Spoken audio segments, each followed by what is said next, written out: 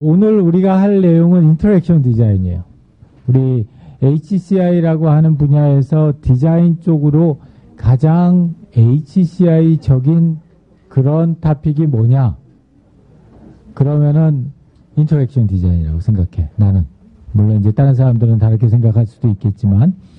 그래서 나는 이 사람 돌아가셨지만 이 양반이 2003년도에 그 뉴욕 타임즈에서 아이패드에 대한 설명을 하면서 우리가 지금까지 생각하고 있던 디자인이라는 거 하고 스티브 잡스가 생각하고 있는 디자인이라고 하는 게 이렇게 많이 틀리구나.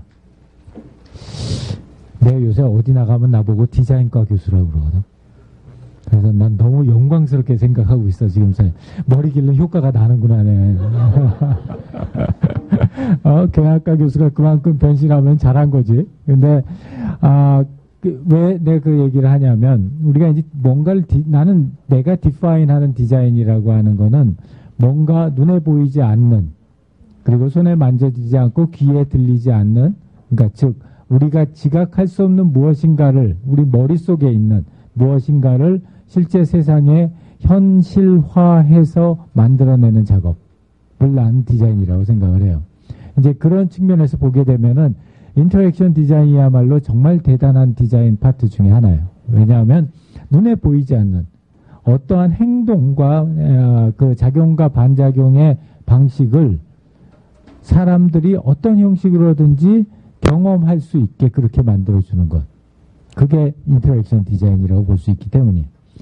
그래서 우리 전체적인 우리 이 수업의 구조에서 본다면 다시 한번 얘기하면 우리 첫 번째 파트에서 HCI의 중요한 원리 3가지에 대해서 배웠어요. 그 다음에 이런 3가지를 가지고서 우리가 진행할 수 있는 첫 번째 큰 모듈로 리서치 파트를 했어요.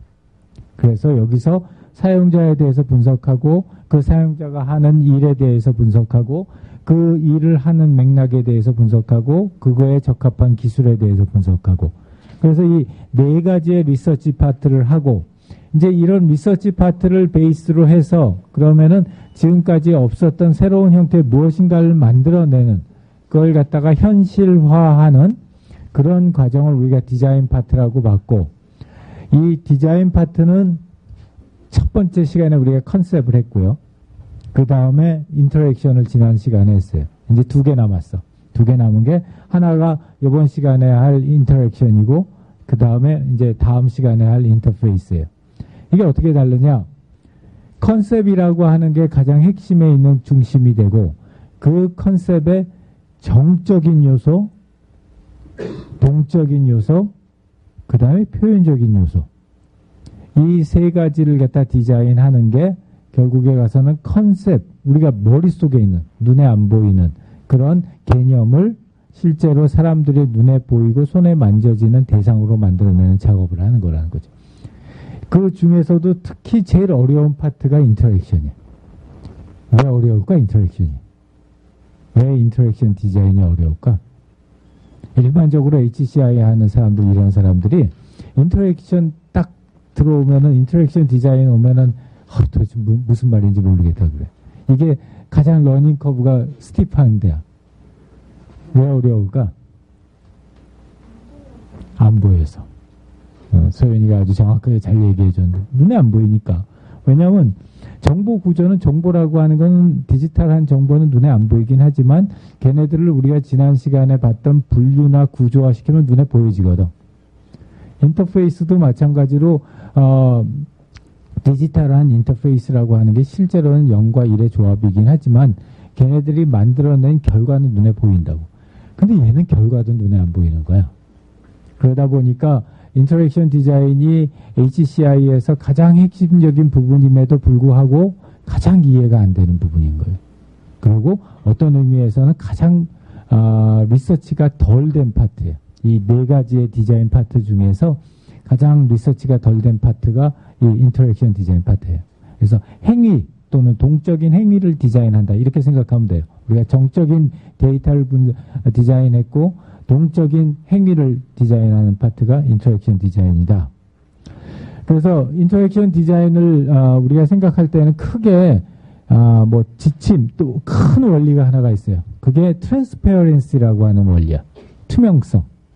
그래서 이 큰 원리가 투명성이라고 하는 원리가 있고, 이 원리를 풀어서 트랜스페어런트하게 만들려면 이렇게 되어야 된다라고 하는 지침들이 있어요. 그 지침들이 한 세 가지 종류가 있는 거고, 그 다음에 그렇다면은 이런 지침을 잘 준수할 수 있는 인터랙션 디자인 방법이나 절차는 뭐냐 해가지고 그 절차가 이런 그 스토리텔링하고 스토리보드의 방법이 있는 거예요.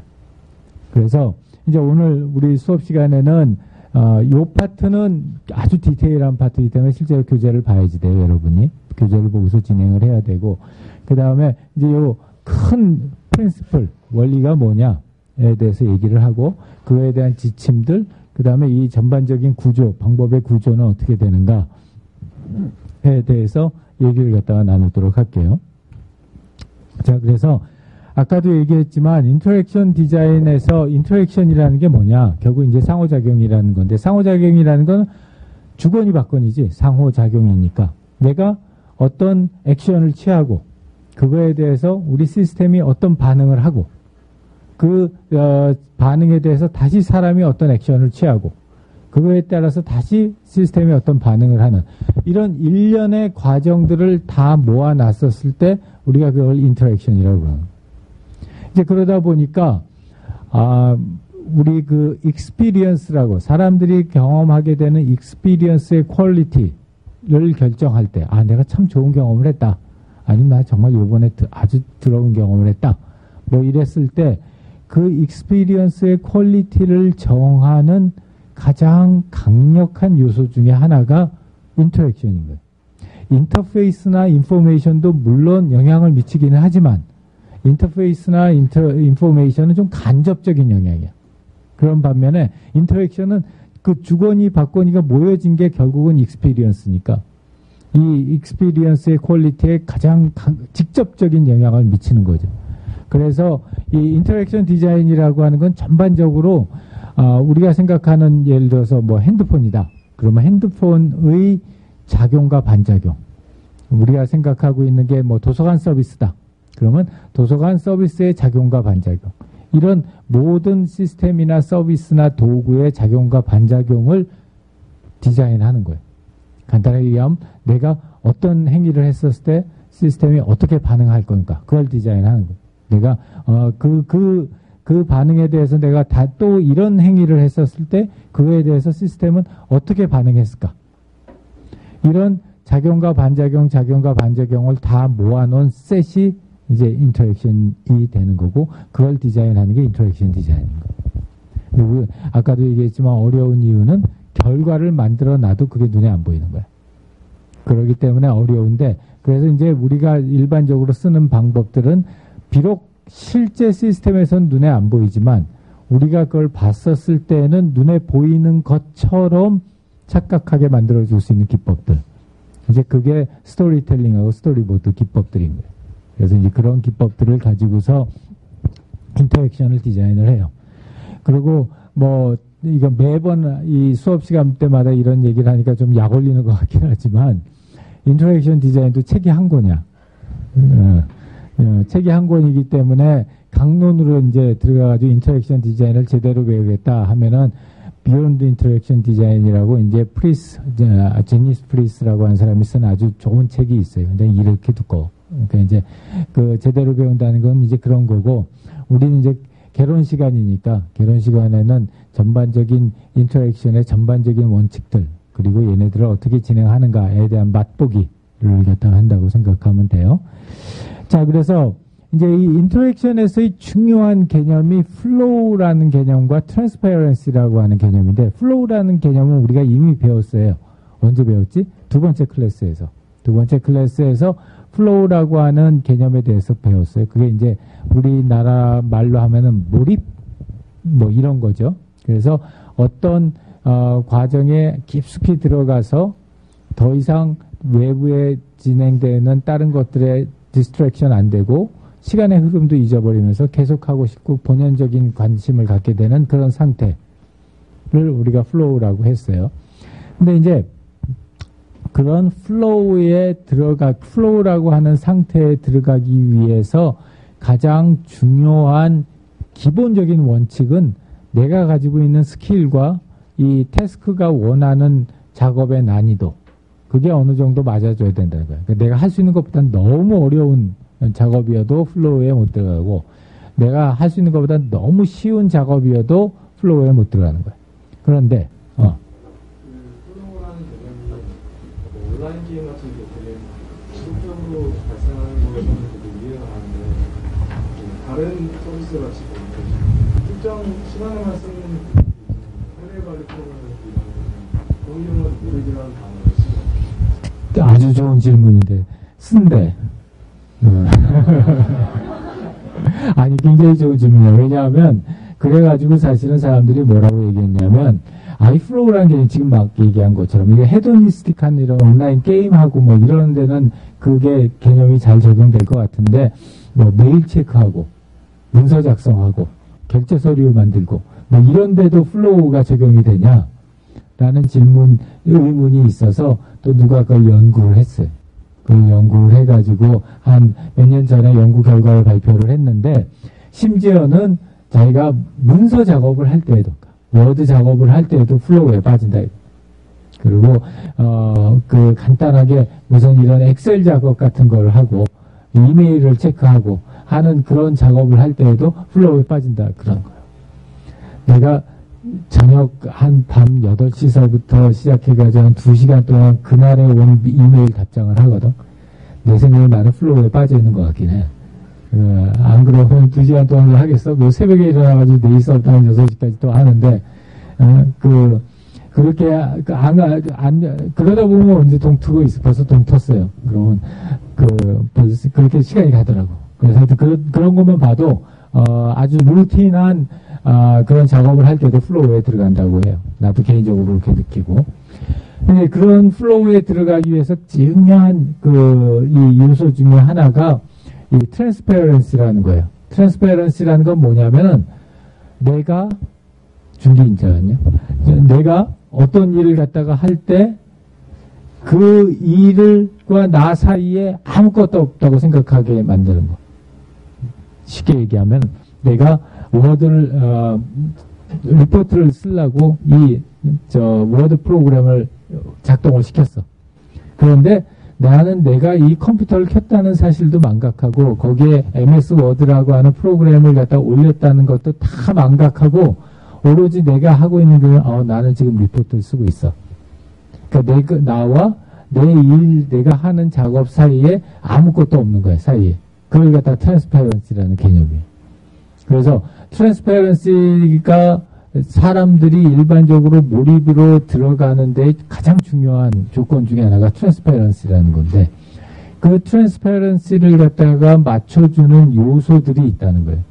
그런 요소들이 크게 3가지가 있다는 건데, 그 3가지가 뭐냐 하면은, 가장 기본적인 거는 하모니어스하다는 거예요. 조화롭다는 거. 조화롭다고 하는 건 뭐냐면, 우리가 이제 여러 가지 시스템을 보면 느끼겠지만은, 무조건 좋은 것들만 모아놓는 거는 현실적으로 불가능해요. 할 수도 없고 돈도 없고.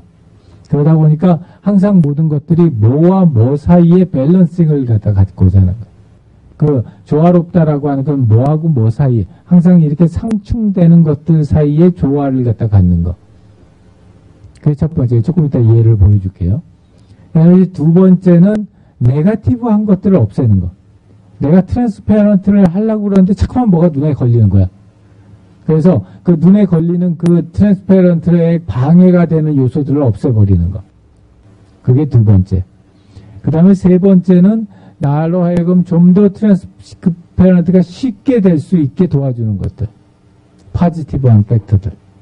그런 팩터들을 갖다가 3번째라고 돼요. 그래서 밸런싱, 네거티브, 포지티브 이 3가지 요소들이 우리가 그 트랜스페런트하게 느끼게 만드는 그 중요한 요소가 된다는 거예요.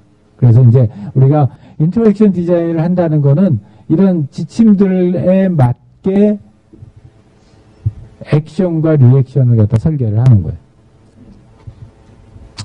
그래서 이 하모니어스한 인터랙션을 보면은 항상 이런 구조예요. 이것 말고도 훨씬 더 많이 있어. 이것 말고도 훨씬 더 많이 있는데 이제 네 가지 예만 구한 건데 이게 뭐냐면 항상 상충되는 두 개의 요소들 간의 밸런싱을 잡는 거예요. 첫 번째 요소, 간단하지만 유연함. 우리가 유연해지려면 복잡해지거든. 반면에 간단하면은 유연해지지가 않아요. 그런데 간단하지만 유연한, 그러면은 둘 간의 이제 밸런싱을 잡는 거고, 보편적이지만 예외적인, 이것도 뭐 말장난하는 거 같잖아. 근데 이제 보편적이지만 예외적인 상황을 고려할 수 있는 이런 것들도 밸런싱을 잡는 거예요. 그리고 즉각적이지만 지체를 감안한, 인스턴트하지만 딜레이를 감안한, 이러면은 이것도 이제 밸런싱을 잡는 거고, 리스폰시브 하지만 어댑터블한, 이러면 이것도 이제 밸런싱이라는 거예요. 이것 말고도 많아요. 이것 말고도 상당히 많이 있는데 이제 예를 이렇게 들은 거고, 어떠한 것들이 밸런싱을 맞춰줘야 되는, 내가 지금 하려고 하는 시스템 또는 서비스에서 어떤 것들 사이에 상충 관계가 있느냐, 그거를 발견해내는 게 인터랙션 디자인의 제일 첫 번째 스텝이라는 거예요. 그래서 예를 들어서 간단하지만 유연하다. 그러면 이게 이제 비록 아주 간단한 방법으로 최대한 간단하게 이 자기가 하고자 하는 일을 갖다 해야 되니까 스텝 수는 굉장히 줄어들어야 되는 거예요. 스텝 수는 굉장히 줄어들어야 되지만 필요할 경우에, 꼭 필요할 경우에는 내가 돌아서서 좀 더 많은 스텝을 해가지고 자기가 원하는 걸 좀 더 구체적으로 할 수 있게 만들어주는 거. 그러면 이제 밸런싱이 되죠. 그 다음에 보편적이지만 예외적인 상황을 고려한 거. 일반적으로 99%의 사람들이 이렇게 한다. 여러분들 예를 들어서 보면은 웹브라우저 같은 거 봐요. 웹브라우저 같은 거 보면은 전 세계의 웹브라우저의 99%의 사용자들은 이니셜 세팅을 한 번도 안 바꾸고 그냥 써. 아무도 안 바꿔. 스킨서부터 시작해서 이 옵션들 하나도 안 바꾸고 나 같은 사람까지 다 포함해서 그냥 주는 대로 써. 그러면은 가장 보편적인 99%의 사람이 쓰는 방식으로 시스템을 만드는 거예요. 반면에 1% 사람들이 있잖아. 다른 사람들하고 달리 쓰는 사람들. 그런 사람들이 원할 때에는 그 사람들이 원하는 걸로 변화할 수 있게 만들어줘야 된다는 거예요. 이게 이제 두 번째, 트랜스퍼런시. 세 번째는 즉각적이지만 지체를 감안한다. 해가지고, 모든 시스템은 기본적인, 모든 인터랙션은 기본적으로 인스턴트한 리스폰스를 전제로 해요. 내가 뭘 치면은 그거에 대한 반응은 항상 인스턴트하게 나와야 돼. 그거를 기본으로 해가지고 시스템을 설계를 해요. 그런데 현실적으로는 그렇지 않잖아. 네트워크에 지체가 생길 수도 있고 IO에 지체가 생길 수도 있고 여러 가지 다양한 요인을 통해서 지체가 생길 수가 있다고. 그러면은 그런 인스턴트 리스폰스를 기본 전제로 하되 지체가 발생했었을 때에는 어떻게 대처해야 되느냐 하는 그런 요소들을 함께 제공해 줘야 된다는 거죠. 이게 이제 밸런싱을 하는 거고. 또 효율성 대 수능적이지만 대화가 가능한 인터랙션. 이건 또 무슨 얘기냐면 내가 뭐를 해라 라고 하면은 군소리 말고 하는 거야. 군소리 말고 하는데 이렇게 내가 뭘 하라라고 그랬는데 거기다 대놓고 이렇게 해요? 저렇게 해요? 뭐 이렇게 물어보기 시작하면 이제 열받기 시작하는 거야. 그러면 예를 들자면은 예를 하나 들면 이거 내가 보스턴에 있을 때 썼던 내비게이션 시스템이에요. 가빈이라고 하고 요만한 조그만한 카 내비게이션 시스템이에요. 우리나라 내비게이션 시스템은 다 이따 맞잖아. 근데 여기는 요만해. 요만한 건데 내가 예를 들어서 뉴턴에서 보스턴 케임브리지까지 가겠다. 그러면은 다른 거 안 물어보고 그냥 길만 딱 알려줘. 옆에 무슨 막 엄청나게 이렇게 연어 화인수 안 그래. 그런데 내가 근데 나 요 옆길을 가고 싶어 하고서 내가 아주 익스플리시트하게 그 경로를 지정을 하면은 그 경로가 몇 시간 걸리는지를 갖다가 알려줘요. 그러니까 무슨 얘기냐? 일단 나는 뉴턴에서 서울로 치면은 내가 압구정동에서 신촌까지 가겠다. 그러면 다른 거 안 물어보고 딱 명령어 치면은 경로를 딱 알려줘요. 그때 자기가 생각했던 베스트 루트를 알려줘. 그러니까 그냥 수능을 하는 거지. 수능하지만 근데 내가 어떤 이유에서인지 근데 나 광화문을 경유해서 가고 싶다. 그러면은 그걸 갖다가 쉽게 변경시킬 수 있는 그런 장치를 제공해 준다는 거예요. 그러니까 일반적으로 사람들이 명령하면 명령에 순응하기는 하지만 사람이 원해서 어떤 대화가 필요하다고 생각했을 때는 그 대화도 가능하게 해줘야 된다라는 거예요. 그래서 이것처럼 이제 네 가지의 예를 보여줬어요. 밸런싱이라고 하는 거예요. 근데 여러분들이 사용성의 속성 기억할 거예요. 사용성의 속성이 무지하게 많잖아. 그리고 우리가 사용성의 속성을 얘기를 할 때 가장 기본적으로 여러분들이 꼭 이해해야 될 건가 뭐였냐면 옵티멀 시스템은 없다. 응? 아이디얼 시스템은 없다. 우리가 시스템을 디자인하고 서비스를 디자인하는 거는 얼마나 잘 컴프로마이즈 하느냐. 상충되는 요소들 사이에 얼마나 잘 컴프로마이즈 하느냐. 그게 시스템을 얼마나 서비스를 잘 디자인하냐 못 디자인하느냐의 관건이지 나는 무제한의 돈이 있고 무제한의 리소스가 있으니까 나는 아이디어란 서비스를 만들겠다. 이거는 논외의 문제다. 이렇게 얘기를 했어요. 그때 얘기했던 내용이 이제 여기에 인터랙션에 적용이 되는 거예요. 그래서 우리가 이제 제일 트랜스페런시 시스템을 위한 첫 번째 과제는 우리가 만들려고 하는 서비스나 프로덕트에서 컨플릭트가 일어나고 있는 속성들이 뭐가 있느냐. 네? 걔네들 사이에 밸런싱을 갖다 잡아주는 거. 그게 첫 번째 원칙이 되는 거예요. 두 번째는 이제 그런 상황에서 네거티브한 팩터들을 갖다가 제거해 주는 거예요. 이 네거티브한 팩터들 지금 여기 한 5가지 정도를 예를 들었는데 이것 말고도 많아요. 아주 많은데 이 이제 5가지 우선 주로 어디서 나왔냐면은 그 페이스 디자인이라고 하는 알란 쿠퍼가 쓴 페이스 디자인 3.0 책이 있어요. 그 책을 보면은 이런 거는 사용하면 안 된다 해가지고 이렇게 쭉 그 나열을 해놨어요. 인터랙션 디자인 할 때 이런 것들은 절대로 나오면 안 된다 뭐 이런 식으로 해서 네거티브라는 건 기본적으로 아까 처음에도 얘기했지만 내가 트랜스페런트하다고 생각을 해야 되는데 자꾸만 눈앞에 툭툭 튀어나오는 거야. 눈앞에 툭툭 튀어나와서 이런 애가 있었어? 이런 놈이 있었어? 이렇게 지각하게 만드는 거. 그런 네거티브한 요소들을 제거시켜줘야 돼 우리가 트랜스페런트한 인터랙션을 가능할 수 있다. 첫 번째는 자꾸만 사람들한테 강요하지 말라는 거야. 외우라고. 그래서 이제 예를 들자면 이제 대표적인 케이스가 우리가 정확한 파일 구조하에서 정확한 파일 네임을 알아야지 파일을 찾을 수 있다. 그럼 이거는 사람들한테 외우기를 강요하는 거예요. 그걸 갖다가 강요 안 하는 방법은 초성 검색 같은 경우를 갖다 하게 되면 강요를 안 하죠. 그래서 이제 이런 거 같은 게 요구하지 않는 거고 또 대부분 아까도 얘기했지만 세팅을 바꾸라고 요구하는 거. 처음 사용하려면 요런 세팅을 갖다 이렇게 바꿔주세요 하고서 시작하는 것들이 있어요. 이런 것들도 별로 필요 없는 그런 케이스라는 거고 그 다음에 사용자로 하여금 요 오류를 범하도록 유도하지도 말아야 된다. 그래서 스티브 잡스가 전화를 했어요. 근데 이쪽에는 빨간색 디클라인이 이쪽에 있고 일반적으로 앤서가 이쪽에 있어요. 스카이폰은 반대로 돼 있어요. 이쪽이 디클라인이고 이쪽이 앤서예요. 잘못해가지고 내가 여기에 너무 익숙해져서 이거 받다가 이쪽을 누르면 이제 사기 전화긴 하겠지만 그래도 스티브 잡스하고 통화할 수 있는 기회를 날리는 거예요. 그래서 이제 이런 것들도 우리 이제 일반적으로 생각했던 사람들로 하여금 사람들이 일반적인 관성으로 가지고 있던 그런 그 법칙들을 통해서 사람들에게 필요 없는 오류를 범하지 않게 하라는 거. 쓸데없는 정보 받지 않게 해라. 라는 거. 우리 대부분 보면 실제로 사용자가 꼭 필요로 하는 정보 말고 상당히 많은 정보들이 사업자의 의도에 따라서 전달되는 경우가 상당히 많이 있어요. 이게 왜 필요해? 그러면 왜 필요한지는 모르겠는데 우리가 필요해.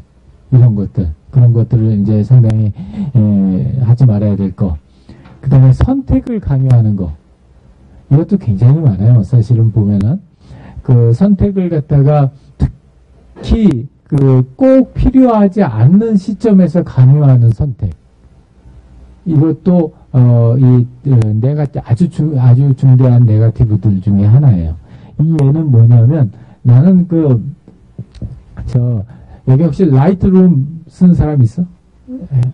로우 파일, 그 사진 로우 파일 이렇게 형성해가지고 JPG로 바꿔주는 그 파일인데, 나는 내 취미가 사진 찍는 거기 때문에 저 파일을 저 프로그램을 많이 써요. 저 프로그램 이제 막 열심히 작업하고 나서 시간이 없어가지고 이제 딱 놔두고서 탁 나가려고, 퀴트 버튼을, 종료 버튼을 딱 누르면은 이 대화창이 떠. 이렇게 해서 너 지금 백업 받을래? 이번에는 백업 받지 않고 건너갈래? 아니면 다음 주까지 건너갈 때. 내가 저거 화면을 탁 볼 때마다 얼마나 열받는지. 너 꼭 이 시점에서 이걸 물어봐야 되니? 그냥 안 물어보고 그냥 잠시 있었을 때 백업을 받던지, 아니면 처음에 작업하고 있는 중간에 뭐 받던지, 아니면 처음에 시작할 때 받던지, 꼭 마음 바빠가지고 나가야 되는 그 시점에서 물어본다. 한 번도 백업 받으라고 안 했어. 네.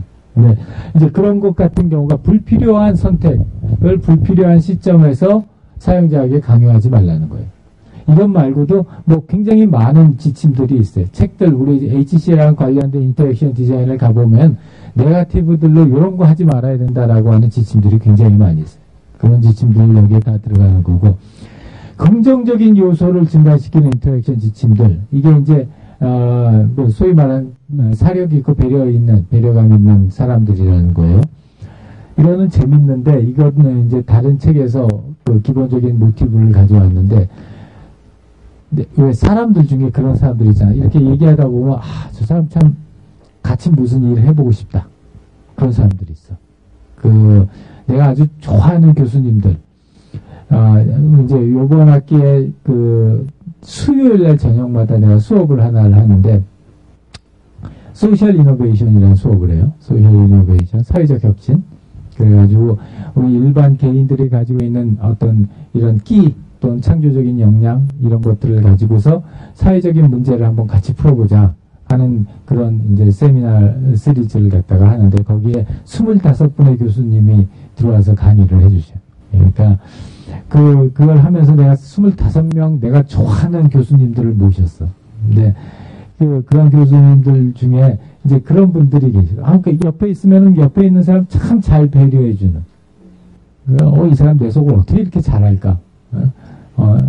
그런 사람들이 있는데, 이 포지티브한 파트를 갖다가 높여준다고 하는 거는 그런 사람들 같은 배려감 있는, 우리 스루 같은, 그런 배려의 정신이 있는 그런 사람들을 갖다가 처럼 같은 그런 인터랙션을 갖다가 어떻게 해줄 거냐 하는 건데, 실제로 보면은 그렇게 어려운 거 아니에요. 근데 기본적으로는 꼭 그런 사람들의 메타포를 들어서 설명을 해.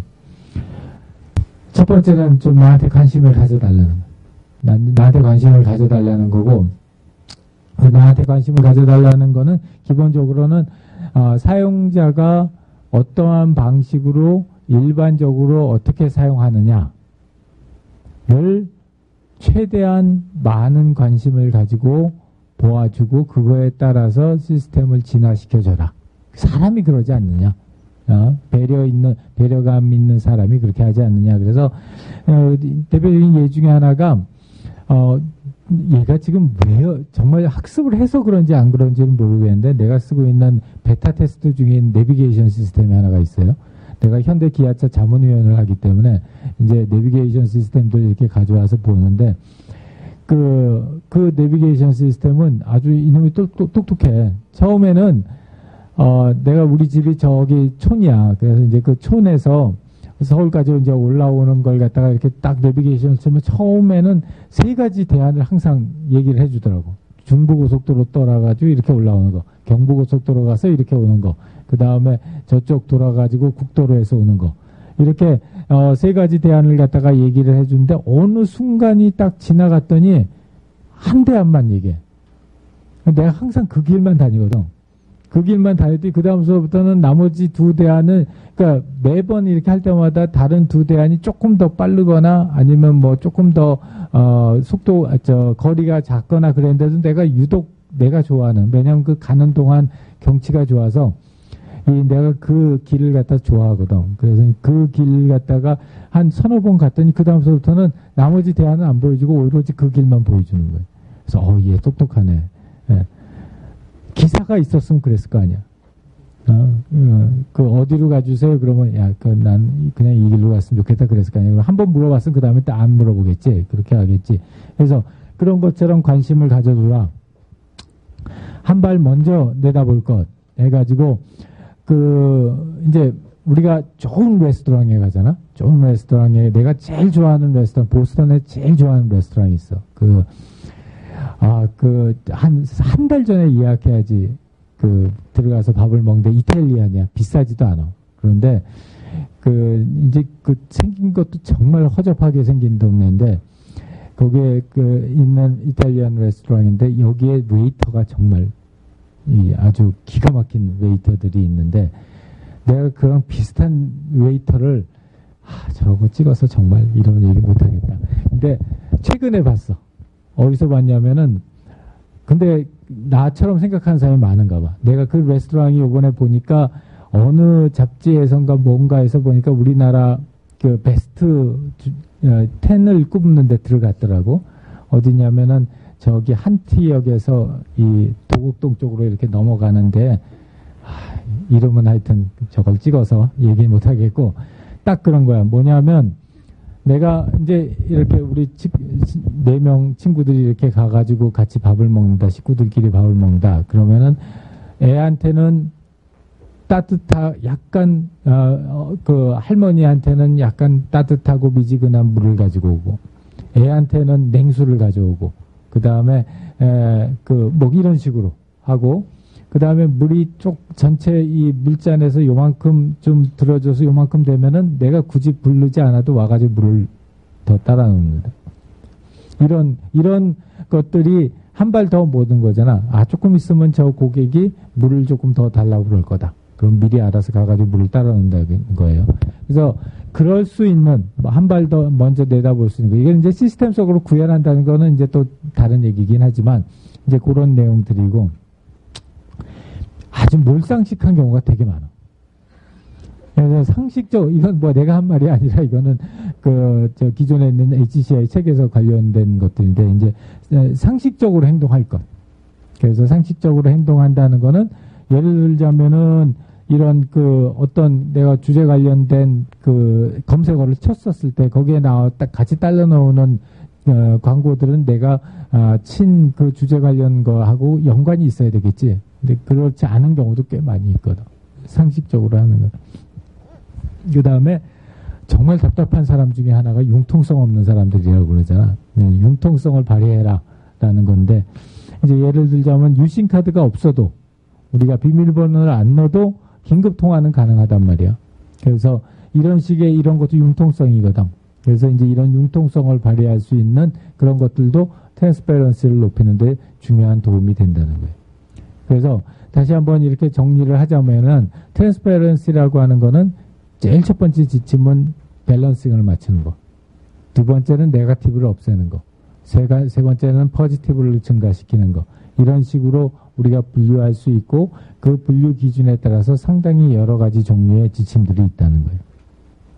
자, 그래서 이제 거기까지가 원리고, 진호야. 잠깐만.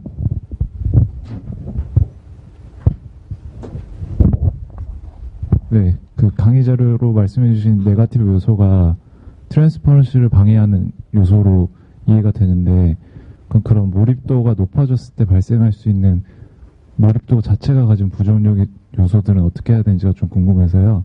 예를 들면은 책에서는 과제가 있는지 밥을 먹어야 되는지 생각할 수도 없이 몰입하는 게 이제 인터랙션 디자인의 최적의 경험으로 말하고 있는데, 사람이 밥은 먹고 과제도 해야 되는 건데, 심지어 요새는 뉴스 중에 아이패드를 어려서부터 사용하면 지적인 능력이 떨어진다든지 시스템 자체가 가지고 있는 부정적인 요소들을 인터랙션 디자인에서도 조금 고려해야 되는 거 아닌지가 궁금합니다. 아주 좋은 질문. 그동안 진호가 수업도 잘 안 나오고 그러더니 이제 한 번에 만회하려고 아주 좋은 질문을 했는데 사실 그래요. 그게 뭐냐면은 이 HCI 쪽에서 가지고 있는 이러한 지침들이 상당히 단방향적이었어. 왜냐하면 이게 기본적으로 엔지니어링 디스플린을 가지고서 시작을 했던 거기 때문에 그래서 그게 정말 가치가 있냐? 그래서 정말 몰입을 시키는 게 사람들한테 정말 좋고 사회에 정말로 좋으냐? 이런 거에 대해서는 생각 안 해본 거예요. 몰입할 수 있으면 좋다. 일단 트랜스페런시 해주면 좋다. 상당히 이제 사업적인 마인드였고 엔지니어링적인 마인드였지. 그래서 많은 부분의 그 원칙이나 원리들이 그렇게 진행이 됐어요. 그 지금 진호가 얘기한 대로 딱 그런 부작용들이 생겼지. 그래서 최근에 나오고 있는 이슈들은 몰입이 중요한 게 아니다. 몰입해가지고 뭐를 하느냐가 중요한 거지. 몰입 자체가 중요한 게 아니다. 그리고 그 몰입해가지고 뭐를 할 때 그게 몰입하는 것이 실제로 얼마나 가치 있는 일에 몰입하느냐. 그게 더 중요한 거다라고 하는 이 이슈들이 제기되기 시작을 했어. 그래서 이제 그런 것들을 가지고서 우리가 유저 이노베이션, UX 이노베이션에 대한 얘기들을 갖다 풀어나갈 거고, 그걸 내가 12월 24일 날 강의를 할 거예요. 그러니까 진호는 꼭 와야 돼. 오케이. 자, 그래서 이제 우리가 이걸 갖다가 실제로는 그럼 앞에 있었던 그런 여러 가지 지침들, 그리고 그런 여러 가지 원리들을 갖다 다 감안해 가지고 행동을 설계를 해야 되는데 그 행동을 어떻게 설계를 할 거냐 하는 걸 봤을 때 제일 뭐 여러 가지 방법이 있었어요. 이게 제 첫 번째 판에서도 다른 얘기를 갖다 내가 했었었는데 이번에 이렇게 하면서 생각하는 게 스토리보드다. 스토리텔링과 스토리보드 방법이 가장 우리 HCI적인 입장에서 인터랙션을 설계를 할 때 적합하다라는 생각이 들었어요. 그럼 이제 스토리라는 걸 우리가 생각을 해봐야 되는데 우리 스토리라고 하는 거는 뭐 흥분울부전도 있고 내가 좋아하는 스타워즈도 있고 로드 오브 링도 있지.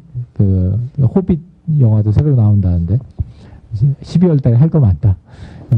특강도 하고 호빗 영화도 보고 그래야 되는데 자, 그 오래된 스토리지만 모든 스토리 중에 좋은 스토리라고 하는 거는 세 가지 요소가 있어요. 그 세 가지 요소가 뭐냐면 첫 번째가 탄탄한 구조. 그 막 인과관계가 안 맞는 애들들 있잖아. 도대체 느닷없이 왜 제가 저기서 죽어야 되는지도 모르겠고 왜 느닷없이 쟤랑 저기서 만나야 되는지도 모르고 모든 것이 우연에 의해서 만들어지는 그런 것들. 이런 좋은 스토리는 그런 게 아니라 탄탄한 구조, 인과관계를 가지고 있다는 거예요. 그 다음에 두 번째는 좋은 스토리는 항상 뭔가 갈등을 해소하는 내용이 있어. 어딘가에 갈등이 있어서 그 갈등을 갖다 해소하기 위해서 그 위기까지 올라갔다 그게 이제 폭곡구라점. 그 다음에 또 좋은 스토리는 항상 이런 연관되는 주거니 받거니의 일련의 연속적인 행동들이 있어요. 어느 날 갑자기 가만히 있다 뻥 하고서 뭐 해피엔드 끝 이러지 않잖아.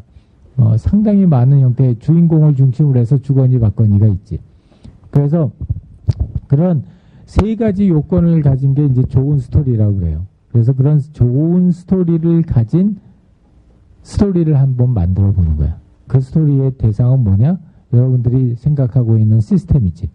그러면은 그 시스템이 좋은 스토리가 된다는 거는 사용자가 여러분의 서비스를 사용하는 게 구조가 탄탄해야 돼. 인과관계가 정확하게 만들어줘야 된다는 거고, 사용자가 가지고 있는 어떤 풀리지 않은 문제를 갖다가 갈등을 이 서비스를 갖다 통해서 풀 수 있어야 된다는 거고, 그 과정에서 주거니 받거니 하는 연속적인 작용과 반작용이 있어야 된다라는 요 세 가지 원칙에 준해서 이제 스토리를 만드는 거야. 그 스토리라고 하는 매개를 통해서 여러분들이 생각하고 있는 서비스나 프로덕트의 행동을 설계를 하는 거예요. 그래서 스토리보드 기법은 크게 두 단계로 나눠져요. 첫 번째가 하이레벨 비저닝 단계고 두 번째가 로우레벨 스토리텔링 단계예요. 그래서 하이레벨 비저닝 때는 우리 전반적인 내가 생각하고 있는 서비스 또는 내가 생각하고 있는 프로덕트는 이렇게 동작할 거야 라고 하는 전반적인 그 행동의 비전을 설정해 주는 거예요. 로우 레벨 스토리텔링은 실제로 사람이 이렇게 누르면 이렇게 반응하고 이렇게 누르면 이렇게 반응하고 요 버튼 누르면 이렇게 반응하고 저 버튼 누르면 이렇게 반응한다 라고 하는 실제적인 각 작용과 반작용을 갖다가 제시해 주는 거예요. 그러니까 얘는 큰 스토리 줄기고 그 줄기에서 실제로 그 스토리가 전개해 나가는 거는 요 레벨에서 전개를 해 나가요. 그래서 이렇게 두 단계로 나누어지고요. 그 전반적인 그 하이레벨 비저닝을 하는 단계는 이렇게 5단계를 통해서 이루어져요. 첫 번째가 준비 자료를 만들고, 그 다음에 그룹 스토리텔링을 하고, 그 다음에 개별 스토리를 평가하고, 통합 스토리 모형을 만들고, 통합 스토리 모형을 평가하고, 5개 단계를 해서 이 전반적인 스토리 구축 단계에서의 최종적인 아웃풋은 컨솔리데이트 된 스토리 모형이라는 걸 만드는 거예요. 이렇게 말하면 되게 어렵고, 그냥 쉽게 얘기하면은 그 팔절지 같은데 한가운데다가 이렇게 한 장에다가 내 전체 서비스, 내 전체 시스템이 어떻게 작용과 반작용을 할 거다라는 걸 갖다 네모 박스하고 화살표로 그리는 거예요. 전식이. 그러면은 스토리보드 기법에서는 그 시스템 외적인 그 시스템이 어떻게 비즈니스적으로 여러 시스템을 일으키는지에 대한 그런 정도는 포함하지 않아요? 그건 포함하지 않아요. 이건 단순히 행동과 행동에 대한 작용, 반작용만 포함하는 거예요. 오케이. 자, 그래서 이제 그런 5단계가 있고요. 시간 관계상 우리가 다는 못하고, 다 디테일한 거는 여러분들 요 자료를 갖다, 수업 자료를 갖다 참조하고, 더 디테일한 건 책을 참조하고요. 그래서 첫 번째 단계는 이제 준비 자료 만드는 거. 기존에 있었던 여러 가지 우리 준비 자료들을 갖다 통해가지고 중요한 스토리의 모티브를 잡는 거고, 그 다음에 이제 그룹 스토리텔링을 한다는 거는 브레인스토밍을 하는데, 브레인스토밍 단계에서 실제로 사람들이 어떤 장소에서 어떤 오브젝트를 통해서 어떤 행동을 할 것이다. 그거에 대해서 이 해당되는 시스템 또는 도구 또는 서비스가 어떻게 반응할 것이다 하는 걸 구체화시키는 거예요. 그 다음이 이제 그 만들어진 개별적인 스토리들을 갖다가 평가를 해요. 평가의 기준은 그 실제로 우리가 만들었던 컨셉에 얼마나 부합하냐. 그 다음에 그 우리가 만들어냈던 특히 이제 디자이너의 의도에 얼마나 부합하냐 하는 것들을 갖다 보고요. 그 다음에 그거에 따라서 이런 통합 스토리 모형을 만들어요. 이 통합 스토리 모형은 앞에 있었던 이제 개별 스토리들을 이렇게 모아가지고 만들 거고, 이게 그냥 전체적으로 그런 어떤 하나의 아이템들이고 이 아이템들을 화살표로 이렇게 연결해 놓는 거예요. 그래서 우리 시스템은 이렇게 움직인다. 사람이 이쪽 파트에 이런 작용을 하면 저렇게 반작용을 하고, 이쪽 파트에 이렇게 작용하면 이렇게 반작용한다 하는 식으로 전체적인 시스템의 그 행위를 갖다가 모형화하는 거예요. 이게 예를 들어서 요거는 우리 브로드밴드 인터랙티브 TV의 통합 스토리 모형이에요. 아무리 복잡한 시스템도 그냥 종이 한 장으로 하는 거예요. 보통들은 이 아웃풋 할 때 이런 왜 저거 있잖아. 그 큰 절지. 전지 같은 거. 거기다 왜 이렇게 플립보드에다 이렇게 올려놓고 그렇게 해서 작성들을 해요. 그래서 여기에 있는 거는 이제 디테일한 단계예요. 어떻게 통합 스토리 모형을 만들어내느냐 하는 거에 대한 단계들이고, 그걸 통해서 최종적으로 나오는 건 이런 거야. 이런 모습으로 나오는 게 통합 스토리 모형이고, 그 통합 스토리 모형 사례들은 상당히 많이 있어요. 컨솔리데이티드 스토리 모델 상당히 많이 있고, 특히 이제 레피드 프로토타이핑 기법이나 아니면은 컨텍스추얼 모델링 기법이나 이런 것들로 인터넷에서 서치를 하면은 많이 나와요. 특히 이제 기업들이 만들어 놓은 그런 아웃풋들이 많이 나오고, 이거는 윙버스 사례예요. 윙버스 사례고, 윙버스 그 만든 친구가 이제 수업 시간에 이제 클래스 프로젝트로 냈어. 그리고 졸업하고 나가서 만들었어. 그 다음에 만들어서 NHN에다 팔았어. 그 연구실에 어느 날 갑자기 탁 어깨에다 힘주고 왔어. 그래서 아주 행복하게 잘 살고 있습니다. 자, 그래서 전달하고자 하는 내용은 뭐냐면 아무리 복잡한 시스템이나 서비스도 실제로 하이 레벨에서의 비저닝하는 스토리는 이만큼 간단한 거예요. 내가 구체적으로 뭐 실제로 각 화면들이 어떻게 바뀐다든가 어떤 모양을 한다든가 이런 거 아니거든. 그냥 내가 일반적으로 사람이 이런 행동을 했었을 때 시스템은 이런 류의 반응을 할 거다. 그거에 대해서 사람들이 또 이렇게 행동하게 되면 이런 류의 반응을 할 거다. 이제 구체적인 스토리텔링 단계로 들어가면은 굉장히 복잡해요. 이때는 실제로 스토리보드들을 다 만들어내는 거거든. 각각의 이제 실제로 우리의 서비스가 어떻게 작동할 것이다. 그리고 그 각각의 모습이 어떻게 될 것이다 하는 걸 갖다가 실제 모습을 다 보여주는 거고, 이것도 상당히 많은데, 일단은 모든 우리 시스템의 모든 서비스의 모든 스토리를 다 스토리보드로 만드는 거는 하지 말아야 돼. 할 시간도 없고. 이게 뭐 현업에서 여러분들은 당연히 할 시간 없고 현업에서도 다 못해요. 그래서 일반적으로 아주 핵심이 되는 스토리, 단위 스토리를 하나를 정해. 그 단위 스토리라고 하는 건 보통 그냥 A4 용지 한 장 정도에 들어갈 정도. 단위 스토리를 갖다 정하고 이제 걔에 대해서 구체적인 스토리텔링 작업을 해요. 스토리텔링 작업은 아까도 얘기했지만 액션, 그러니까 행위라고 하는 건 눈에 안 보이는데 내가 걔를 눈에 보여야 되기 때문에 그걸 눈에 보이게 만드는 기법들을 사용해야 돼. 이제 그 기법이 이 스토리보드 기법인 거예요. 그리고 그 스토리보드는 굉장히 다양한 형태의 스토리보드들이 있어요. 그래서 이런 그 다양한 스토리보드들을 그때그때 맞춰서 내가 지금 생각하고 있는 서비스는 이런 서비스이기 때문에 거기에 맞는 거는 예를 들어서 스크린샷 스토리보드다. 아니면 뭐 하이브리드 컨텍스트 스토리보드다. 이런 걸 결정을 하는 거야. 그리고 이제 그거에 따라서 우리가 생각하고 있는 스토리보드를 갖다가 만들어주는 거예요. 가장 심플하고 가장 많이 사용하는 게 이게 스크린샷 스토리보드라는 거예요. 실제로 이제 여기 페이퍼 프로토타입인데 우리 서비스 만들려고 하는 서비스가 요런 그림으로인데 여기서 사용자가 요걸 누르게 되면 그 다음 화면 이렇게 바뀐다 하는 화면별로 쭉 나열해가지고 보여주는 거예요. 그럼 비록 사람이 그걸 누르는 그 행위는 모르지만 사람이 어떤 버튼을 눌렀다는 행위에 대해서 그 화면이 어떻게 반응했다는 건 보여지지. 그래서 이제 그걸 통해 가지고 행동을 보여주는 거예요. 그래 하는 게 스크린샷 스토리보드. 순서도 스토리보드라는 건 요 밑에 있는 것처럼 포킹되고 머징되는 그 스토리의 흐름을 갖다 보여주는 거예요. 그래서 요게 지금 요 시점이구나, 요 시점이구나, 요 시점이구나 하는 실제로 포킹되고 있는 단계를 보여주는 거고, 이 그래픽 컨텍스트 스토리보드라고 하는 거는 여러분 왜 항공기 타면은 왜 물에 빠졌을 때 어떻게 도망치라는 거 있지?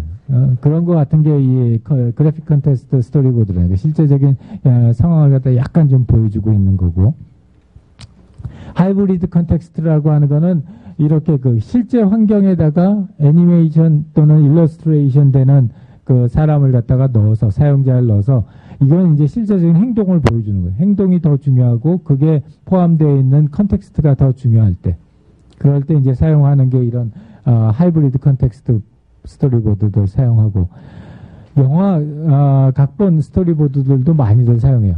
그래서 이때는 제일 이게 어떨 때 중요하냐면 각 행위의 그 타이밍이 중요할 때.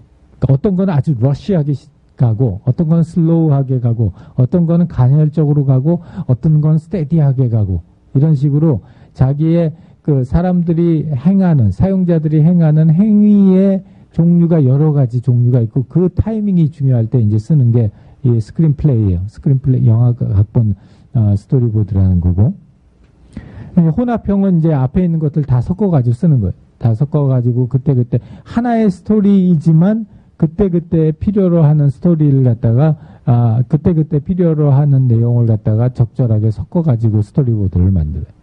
그래서 이제 이 HCI 분야에 아주 유명한 사람이 있어요.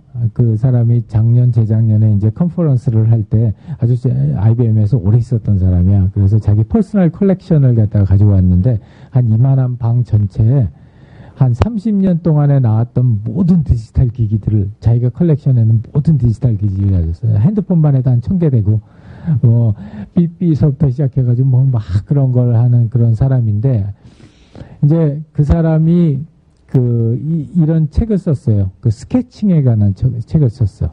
그래서 이 스케칭이라고 하는 게 참 중요하다. 이건 뭐 그래픽 디자이너에서 스케칭이 중요한 게 아니라 스케칭을 통해서 사람들의 머릿속에 있는 다양한 아이디어들을 구현시킬 수 있다. 그래서 스케칭이 중요하고 또 스케칭이라고 하는 걸 통해서 우리가 좀 더 자유롭게 우리 아이디어를 표현할 수 있다. 그러면서 앞에서 얘기했던 이런 여러 가지의 스토리보드 기법들을 제시를 했어요.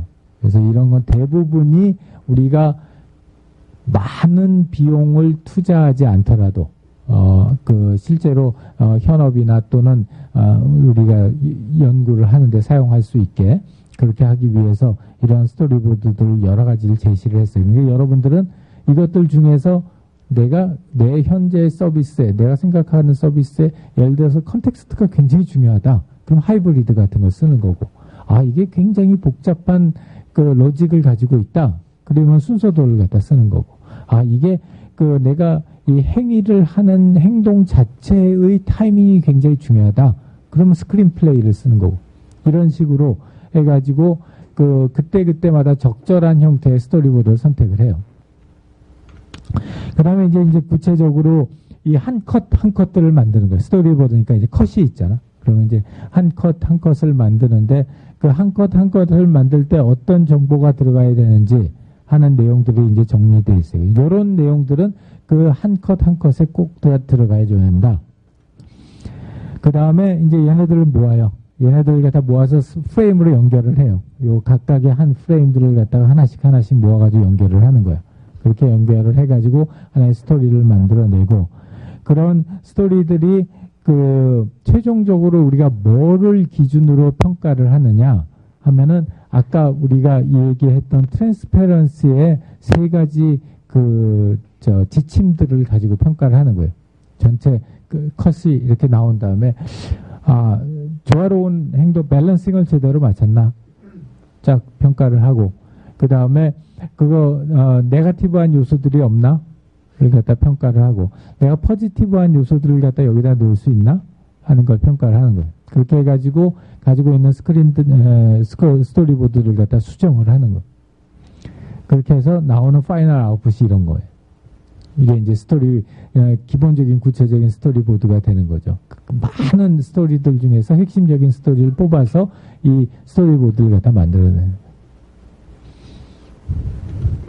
자, 그래서 이제 결론적으로는 전반적인 스토리를 구축하는 단계, 하이 레벨 비저닝을 하는 단계가 있고, 로우 레벨로 스토리보드를 만드는 스토리텔링을 하는 단계가 있는데, 전반적인 스토리 구축 단계에서는 우리가 뭐를 보는 거냐?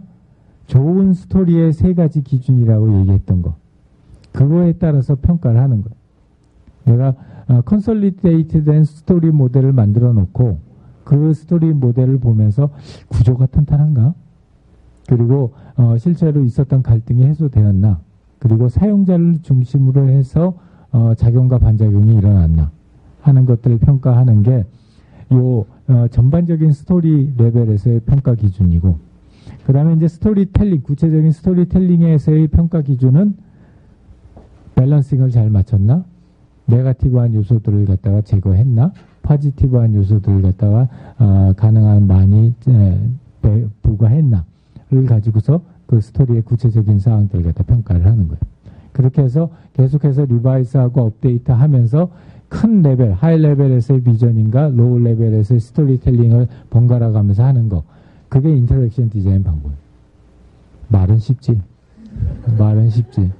실제로는 상당히 오래 걸려요. 상당히 오래 걸리고 사실은 이게 이제 핵심적인 파트이다 보니까 사람들도 많이 들어가고 우리가 이제 다음 주에 할 인터페이스 디자인, 특히 이제 일반 현업에서 얘기하는 GUI라고 하는 파트들은, 뭐 이렇게 폄하하면은 미안하지만 상당히 손이 바쁜 디자인이야. 손이 바쁜 디자인이고, 단가도 그렇게 높지가 않아요. 단가도 그렇게 높지가 않고, 컨셉 디자인이나 인터랙션 디자인은 매우 머리가 바쁜 디자인. 머리가 바쁜 디자인이고, 그 머리가 바쁜 디자인인 만큼 고부가 가치가 있는 그런 디자인이라고 보면 될 거예요. 오케이. 자, 그래서, 우리 인터랙션 디자인과 관련된 아주 지금까지도 대표적인 영화가 마이너리티 리포트예요. 마이너리티 리포트 없었으면 HCI 한 사람 다 밥 굶어 죽었다고 그래. 그래서, 그럴 만큼 하나의 SF 영화가 그만한 영향력을 갖다 미치는 게 한 10년에 한 편씩 나오는 것 같아요. 그래서 2000년대의 베스트 영화다. 그러면 이제 마이너리티 리포트를 갖다 들고요. 그와 관련된 영화 토론 주제. 그 다음에, 토론 주제는, 둘 중에서 하나 택일, 그 다음에 프로젝트는 PPT 2장입니다. 하이 레벨 1장, 로우 레벨 스토리텔링 1장.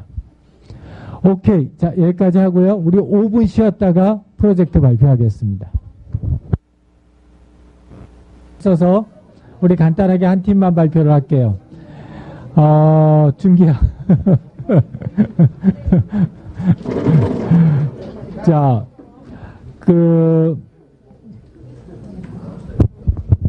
요번 주가 이제 우리 정보 디자인, 정보 구조 디자인을 하는 단계인데, 정보 구조 디자인도 상당히 디테일한 부분들이에요. 그러다 보니까 이제 많은 팀들이 아주 잘하기도 했고, 또 반면에 어떤 팀은 이제서부터 막 이렇게 차이가 나기 시작하는 거야. 기본적인 이해가 좀 덜 됐구나. 다 넣기는 했는데, 다 넣기는 했는데 전혀 다른 방식으로 자기 나름대로 이렇게 해석했구나. 이제 그런 팀들이 나타나기 시작을 했어. 그래서, 이게 나 열심히 강의한다고 했는데, 이제 토픽이 좀 복잡해지기 시작하니까, 이 현실과 이상 사이에서 상당히 갭이 나타나기 시작하는구나 하는 생각이 들었어요. 그래서, 일단, 디테일하게 코멘트를 다 달았어. 각 팀별로. 우리, 김상미 조교가 새벽 4시까지 안 자고, 박정희. 디테일하게 다 코멘트를 달았고, 나도 거기다 좀 보탰어요. 그래가지고, 우리 거의 24시간 작업체제야. 4시까지 작업하고 나한테 4시에 보내면 4시서부터 내가 보고서 거기다 코멘트를 다는 거야. 그래가지고, 코멘트를 다 달았고요. 시간 관계상 우리가 다는 볼 수 없는데, 그래도, 한 팀 정도는 디테일하게 봤으면 좋겠어요. 어벤져스가 지난주에 1등을 했는데, 양보를 했어. 그래서 발표를 갖다가 안 했어. 그지? 그냥 요번 주에도, 안 했으면 좋겠어. 왜냐하면 아주 잘했어. 사실은 그래서 발표 자료를 갖다 보면은 실제로, 정보구조 디자인을 한다는 게 이런 식으로 디자인을 했었을 때가 참 좋구나 하는 생각이 들 거야. 그래서, 참조만 하고 자주 또 발표를 했으니까, 어벤져스는. 그래서 실제 내용 한번 보면은 이 정보구조 디자인 각각의 파트하고 항해구조 디자인 파트 아주 잘 밸런싱을 해가지고 잘 정리를 했어요. 잘 정리를 해서 글로벌 항해 시스템하고 로컬 항해 시스템도 아주 적절하게 잘 분배를 했고, 그 다음에 전반적인 정보구조하고 부분적인 정보구조도 잘 디자인을 했고, 그 다음에 정보의 유형을 분석하고 분류하는 방식도 상당히 리거러스하게, 그리고 아주 짧은 시간 동안 어떻게 이렇게 했는지 몰라. 이런 팀이 있어서 민폐야. 그지? 다음번에는 조금 더 어려운 걸 줘야 되겠구나. 뭐 이런 생각이 들게. 박수 한번 쳐주세요. 자, 우리 그 다음은 혁신과 창조팀이 아주 요번에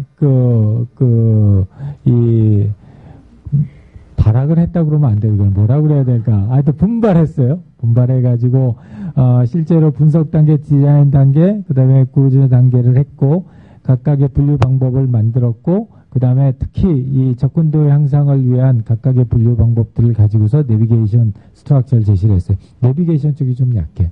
내비게이션 쪽이 조금 더 보충될 수 있으면은 좀 더 의미 있는 그런 아이템이 나올 수 있을 것 같아요. 그래도 하여튼 잘했으니까 박수 한번 쳐주십시오. 세 번째 팀 공포의 외인구단. 공포의 외인구단 실제로 구조 분석하고 이쪽 그 유형 분석 상당히 잘 돼 있는데 이 정보 구조 디자인하고 항해 구조 디자인을 한 장에 모아가지고 진행을 하면서 아무래도 디테일이 좀 떨어지기 시작을 했고 그 다음에 실제로 각각의 아이템들을 그렇게 분류하고 구조한 거에 대한 충분한 납득이 잘 가지 않았어요. 그래서 디테일한 코멘트는 내가 남겼으니까 보고서 그 좀 보충을 하면은 좋을 것 같고, 그 다음에 HCI 스타일. HCI 스타일은 이 동행이라고 하는 걸 처음 요 단계는 좋았는데 이 뒤로 갈수록 이게 너무 무너지기 시작했어. 이제 뒤로 갈수록 무너져서 이 뒤에 파트 부분은 좀 많이 보충을 해야 될 것 같아요. 예, 특히 이제 이런 구조하고 항해, 정보 구조하고 항해 시스템은 여기서 이 아웃풋이 나오는 건데 앞에 이 파트는 열심히 하고서 실제로 아웃풋 파트들을 이렇게 허술하게 무너져 내리는 그런 안타까운 모습을 보여줬어요. 자, 그 다음에 우리 보람상조는 드랍박스 가지고 진행을 갖다 했는데, 이게 이제 개념들이 조금 모호해. 왜냐하면 이 기존에 있는 서비스를 갖다가 다른 방식으로 사용하는 거에 대한 내용들이다 보니까, 개념을 갖다 잡기가 상당히 모호해서, 실제로 본인들이 하고자 하는 서비스에 대한 데피니션을 먼저 좀 잘 잡아야 될 것 같아요. 그래서 그걸 가지고서 진행을 하면은, 내용은 굉장히 잘했는데, 그 컨셉을 갖다가 제대로 전달하기가 상당히 어려웠어요. 그래서, 그랬고, 자, 7.5에서는 원터치 시스템을 했는데, 뒤에 부분에 이런, 항해 구조나 정보 구조 부분에서, 왜 그랬을까 싶은 그런, 잘 이해가 안 되는 파트들이 좀 있었어요. 예를 들자면은, 왜 순차적인 구조였을까, 여기서? 그리고 과연 여기서 그리드 구조가 가능할까? 막 이런 기본적인 디시전 메이킹에 대해서 솔직하게 말하면 내가 잘 동의가 안 되더라고. 그래서 여기에 대한 코멘트를 달았으니까 그 코멘트 보고서 다시 한번 생각을 검토해 보기 바래요. 자, 하이마트로 가죠. 2조가 오늘 나와서 좀 발표를 했으면 좋겠어. 박수 한번 쳐주세요. 결코 잘했다는 건 아니지만 우리한테 상당히 많은 그런 씹을거리를 제공해 줄 수 있을 것 같아요. 자, 박수 한번 쳐주세요. 자, 누가 할래? 이거는 안성준이? 누구?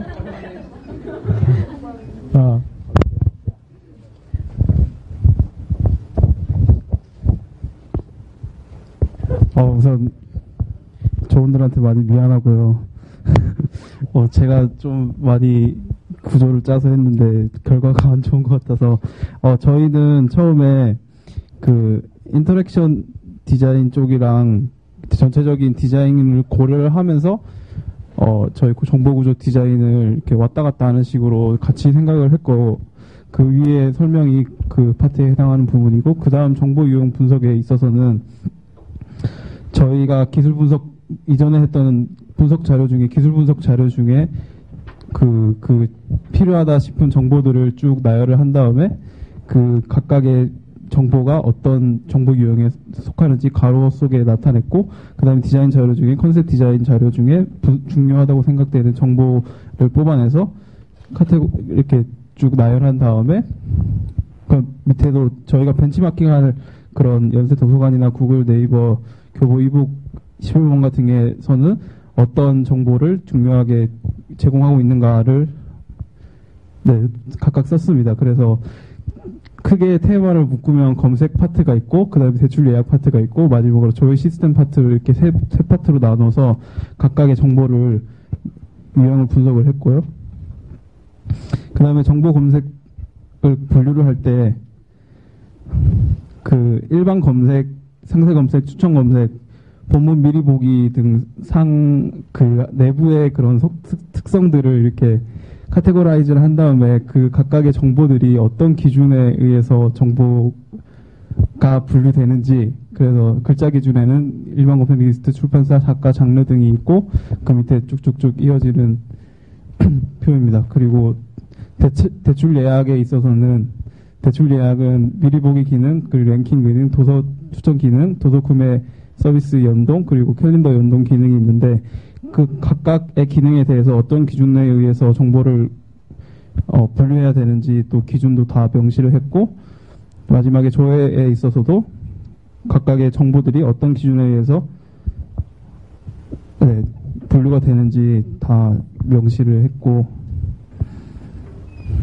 그다음에 저희가 최종적으로 생각한 그런 정보 구조 분석 구조입니다. 그래서 구조가 앞에서 보면 저희가 그 컨셉 디자인에서 했던 그런 저희가 컨셉 디자인에서 했던 우리가 구현하고자 하는 기능들을 이런 정보들이 다 만족을 시켜서 우리 서비스가 그런 기능들을 구현을 하는데 정보를 충분하게 포함하고 있다, 그런 식으로 마무리를 지었습니다.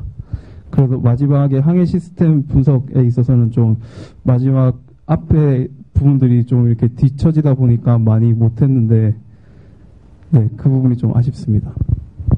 오케이, 수고했어요. 급하게 설명을 해서 커멘트를 갖다 주기가 쉽지 않겠지만 혹시 질문이나 커멘트. 큐브 구조라는 게 뭐예요? 저희가 그 정보 구조 디자인을 하는 데 있어서 최종 아웃풋이 어떤 구조로 나올까, 그런 UI적인 디자인을 상상을 해봤거든요. 그래서 큐브 구조가 가장 접근성이 높고 사용자들이 쓰기 편하겠다. 그래서 그 각각의 기능들이 내서재 기능이 있고, 그 다음에 검색 기능, 대출 예약 기능이 있는데 그 각각의 창에서 뷰어 창으로 이렇게 저희는 그 단말기를, 네?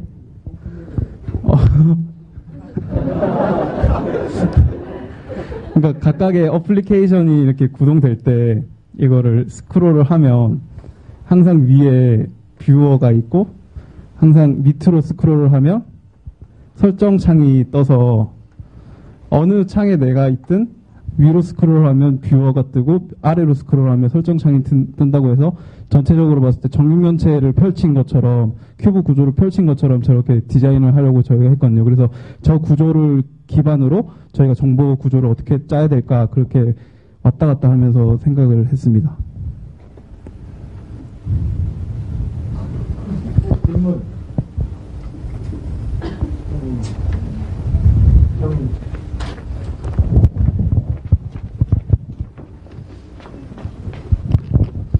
네, 잘 들었습니다. 사실 글로 쓰셔서 어떻게 된 건지 제가 잘 안 보이는데 그냥 지금 들은 것만 듣고 생각한 건데요. 이렇게 위로 뷰어, 항상 아래로 개인 설정 이렇게 스크롤 하는 거는 UI 측면에서는 뭔가 기발하고 좋을 것 같긴 한데, 이 정보 구조라는 정보 구조하고 그 UI 측면에서 이렇게 스크롤 위아래로 하는 게 어떤 일관성이 있고 어떤 연계가 있는지 잘 모르겠어서 말씀해 주시면 좋을 것 같아요.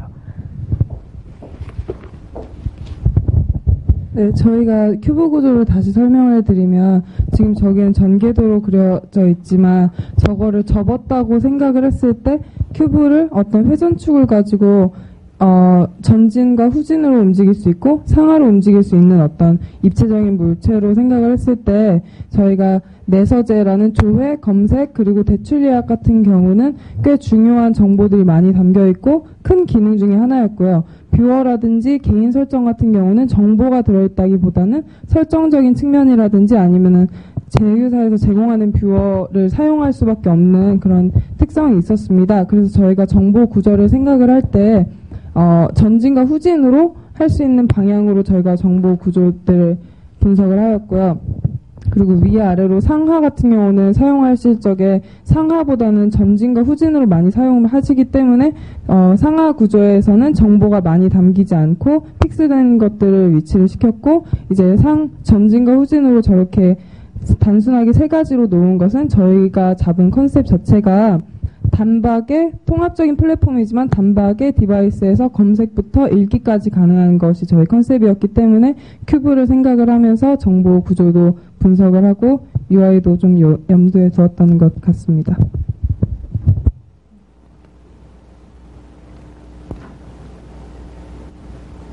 오케이, 수고했어요.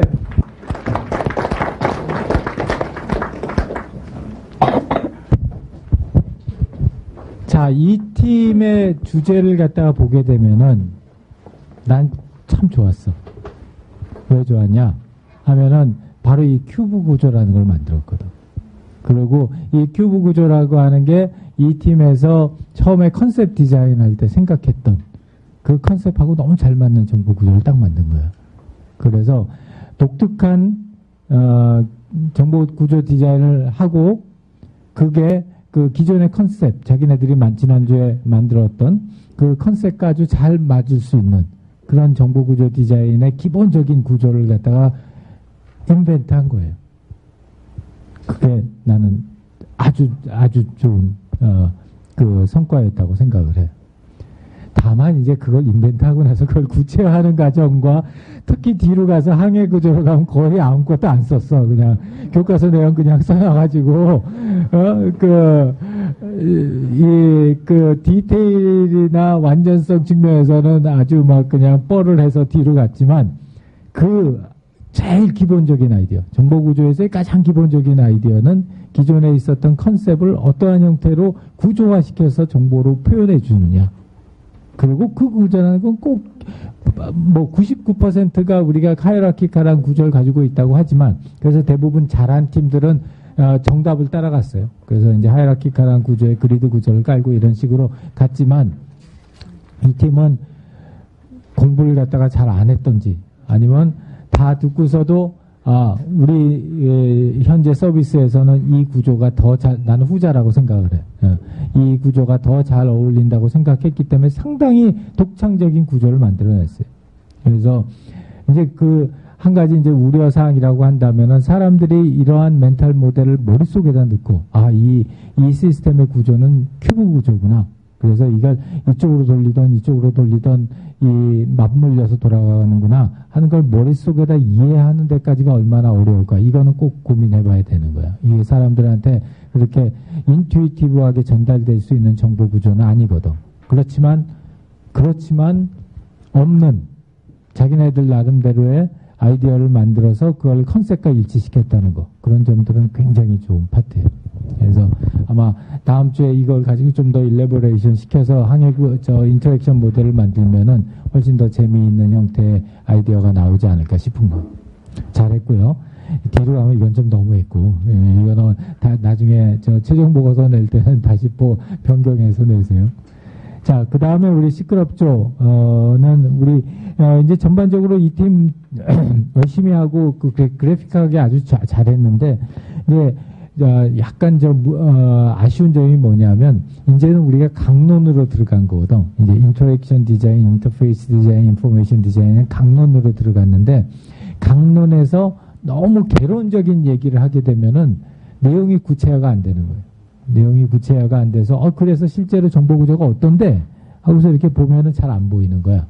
그래서 이 시점은 아까처럼 좀 편협해도 좋으니까 구체적인 그걸 갖다 보여줄 수 있어요. 그러니까 스코프가 작아야 되는 거야, 여러분들. 지금 이거는 실제로 해보는, 여러분들 해본다는 데 치중해야지, 이걸 나 막 방대한 스케일의 시스템을 만들겠다 이러면 안 되는 거예요.